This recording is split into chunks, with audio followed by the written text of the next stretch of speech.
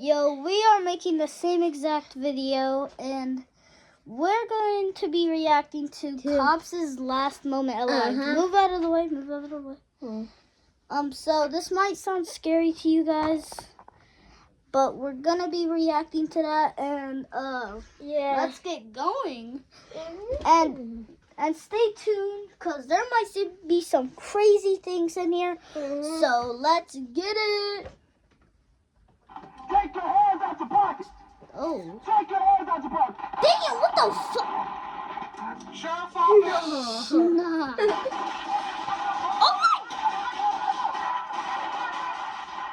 Oh my 911 cam, home of the wildest police chase dash cam footage.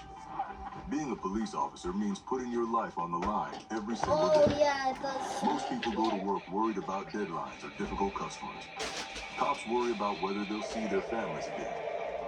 These 5 stories show just how quickly everything can go wrong, even during what seems like a routine day. Dang, there's 5 These stories? officers had no idea when they started their shifts that they were living their final hours.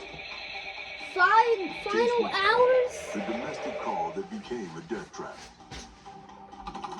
Officers never know what they're walking into when they get called to a domestic violence situation. On April 5th, 2019, Henry County Police got one of those calls that every cop dreads. A man had shot his pregnant wife and teenage son.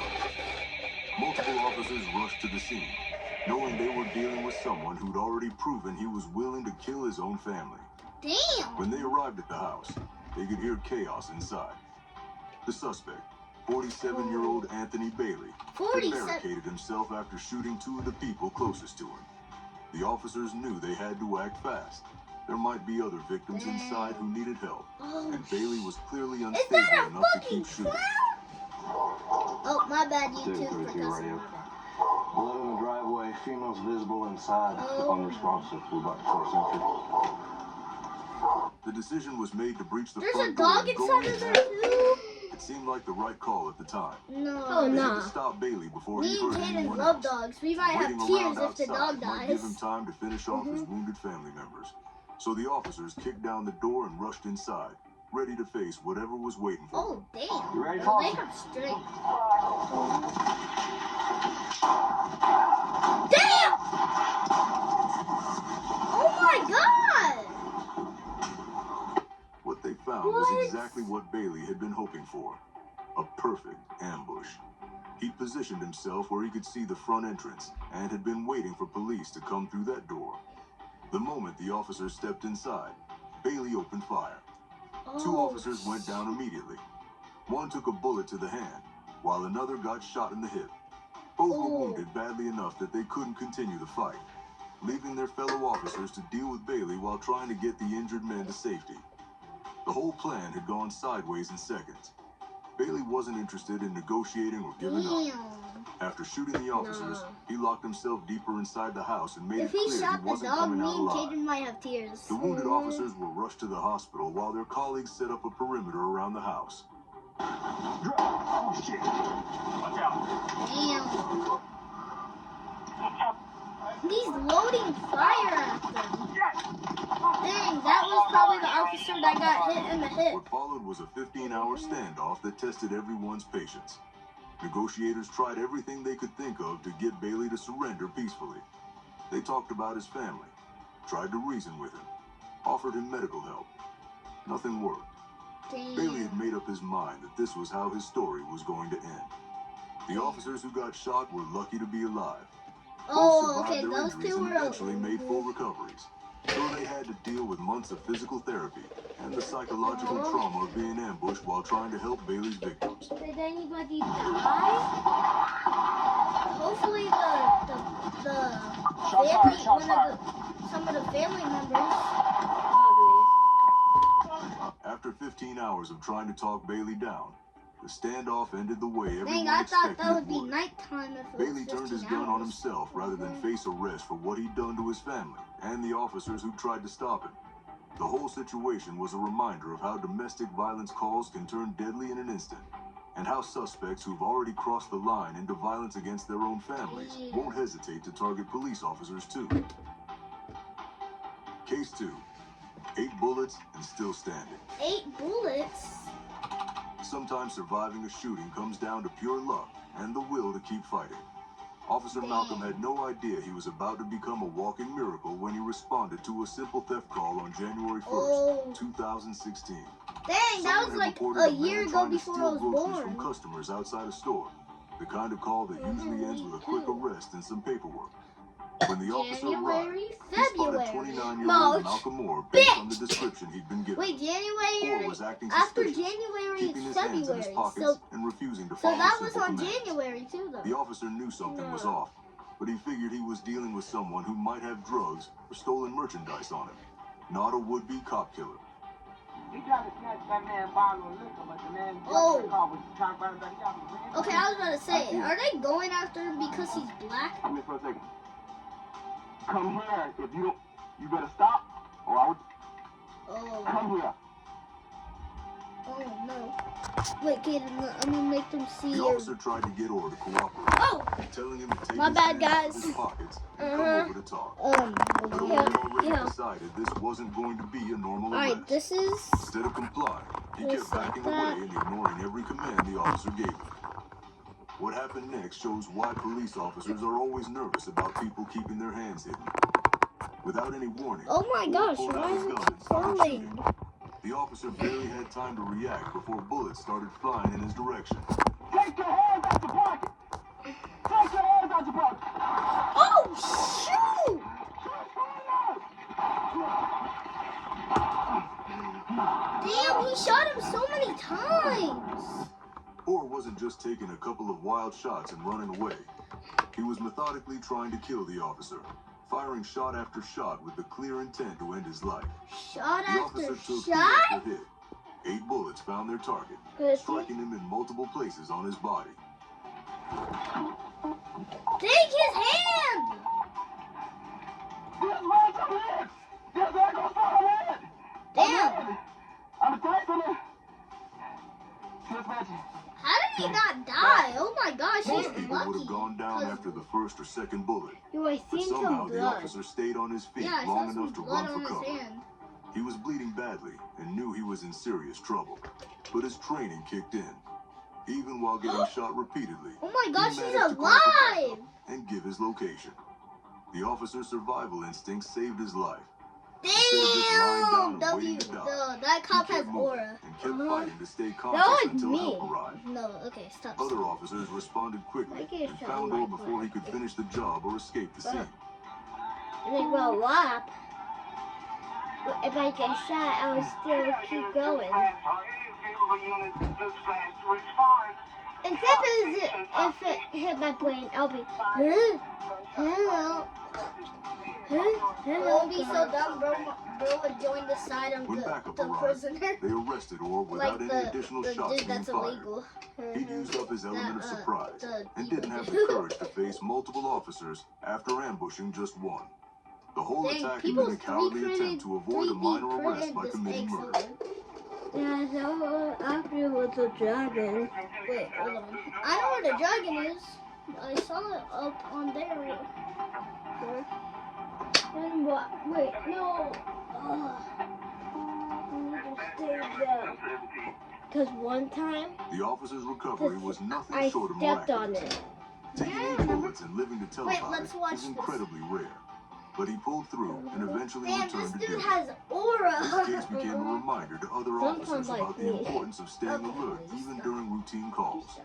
Orr got exactly what he deserved for trying to murder a police officer over a petty theft charge. He was sentenced to 30 wonder years how to much life time without he the got possibility shot, of I don't parole, know. meaning he'll never get the chance to ambush another officer. The officer he tried to kill went back to protecting the community, while Orr will spend the rest of his life behind bars thinking about his Damn. decision to Oh, he's choose trying to violence run over him over? cooperation. Case 3. The Oh. wrong lane, wrong time. Deputy Greg McEwen thought he was dealing with a simple traffic violation when he pulled over a driver who'd been swerving between lanes. Oh. The Blount County Sheriff's deputy approached the car professionally, asking the driver why he'd been all over the road. Don't The even driver, get me later started on identified people as like this. 42-year-old Kenneth DeHart, claimed he was just fixing Kenneth his head. the Hart. and hadn't Oh my realized gosh, he was that's like driving erratically. Kevin Hart. It seemed innocent enough, but McEwen smelled marijuana coming from the vehicle. That's when what should have been a routine stop started going downhill fast. McEwen called for backup and told DeHart he wanted to search the car. DeHart immediately got defensive, claiming there was no weed and refusing to cooperate. The argument escalated quickly, with DeHart becoming more agitated as McEwen's partner arrived on scene. Oh, Why stop you? I ain't doing nothing wrong. Key, man, I just need you to get out of the car, brother. Now. I'm not getting out the car. All you have to do is step out and say, I don't have a dog to get, brother. You could have just gave me a ticket and said, get on. I don't smoke. I don't have a dog to get here, okay? I don't have a dog to search your car. I do not have a dog. I can't help you there. You know, I'd like to have a dog. I don't have a dog. Come down here, baby. I'm on some River Road, baby. Just come down some River Road like 10 minutes. I just need you to step out of the car, Kenny. I'm refusing to search, man. Okay, so here's what's going to happen if you don't step out of the car. We're going to have to drag you out of the car, and then you're going to go to jail. So you can either step out of the car, or I can pull you out of the car. yo, just get When out of the officers tried to get car. DeHart out of the car, he started fighting back. They deployed tasers, but DeHart was beyond reasoning. He'd reached his breaking point and decided he wasn't going down without a fight. That's when DeHart pulled out a gun and started shooting. The female officer took a bullet to the leg but managed to survive. McEwen wasn't so lucky. DeHart shot him multiple times, then drove past his body to fire one final shot, making sure the deputy was dead.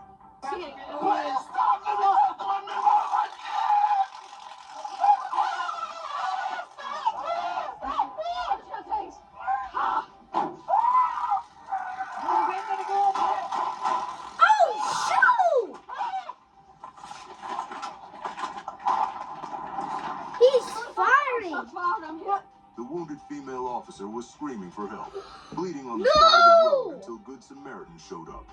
She desperately wanted to help her partner, but there was nothing anyone could do. McEwen was gone. Help! Help, I've been shot! I'm shot, help! 335. 344's down, I've been hit. Suspect fled. Back towards town on Severe Road. DeHart fled the scene, sparking a massive 5-day manhunt. No, if that was Maggie, I would straight up grab a gun, shoot him in the brain, bullets Finally, police everywhere. found him hiding in an apartment 20 miles away from where he committed the murders. Oh, he got When they captured? arrested DeHart, he showed no remorse, even making racist comments to the officers. He got charged with first-degree murder, attempted murder, and a list of other crimes.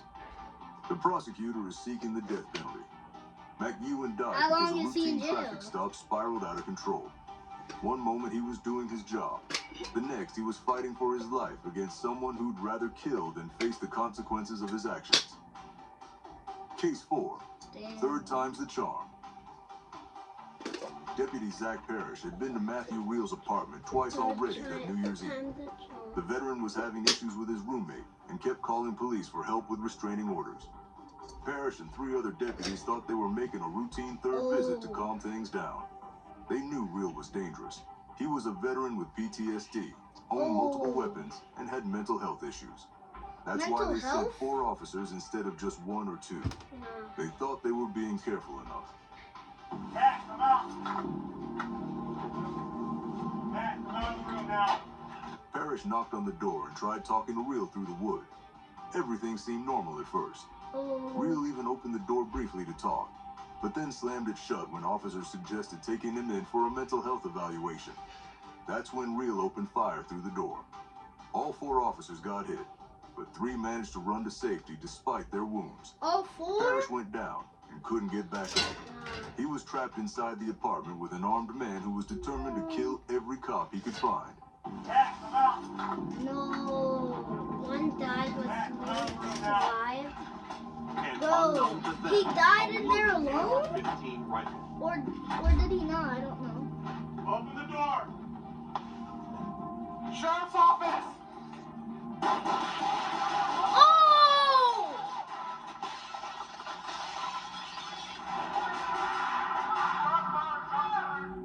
The other officers were bleeding badly but alive. One got shot in the chest, another in the arm and leg. They wanted to go back for Parrish, but Reel kept shooting out the windows at anyone who tried to approach.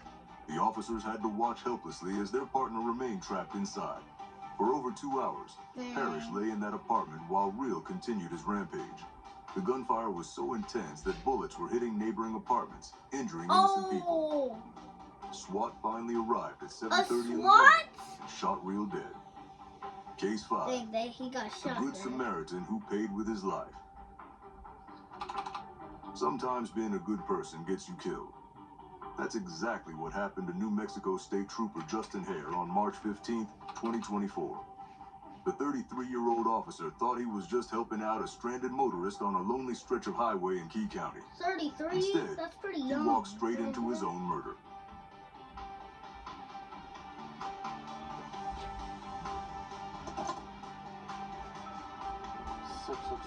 Please don't kill me. Please, please. Just be chill, please. Just be chill. Just be chill. Yes, yeah. You're chill, you're chill. Hey, bud. Got a flat tire. You can help me? What are you needing? Just a tire. I need a ride to the store. You get me there. Hare got the call in the early morning hours about someone needing assistance with a flat tire. It seemed routine enough. Cops help stranded drivers all the time. Hare pulled up to find 33-year-old Jeremy Smith standing next to a broken-down vehicle, looking like he needed help getting back to town. Okay, I can get you back to town real quick, but nobody's open tonight. Well, I can just, that's fine. I'll get time. I just now I'm about to get the car. Okay, go ahead and go to the front of my car real quick. I'll meet you up there real quick. Hare was nothing but professional and kind. He told Smith that most places would be closed at that hour, but he'd be happy to give him a ride into town anyway. Smith seemed grateful and cooperative as Hare directed him to walk to the front of the patrol car. Hare was probably thinking about how this would be a quick, easy call before getting back to his regular patrol duties. He had no idea he was dealing with a cold-blooded killer who was already planning his next move. Oh, no. I'll get you.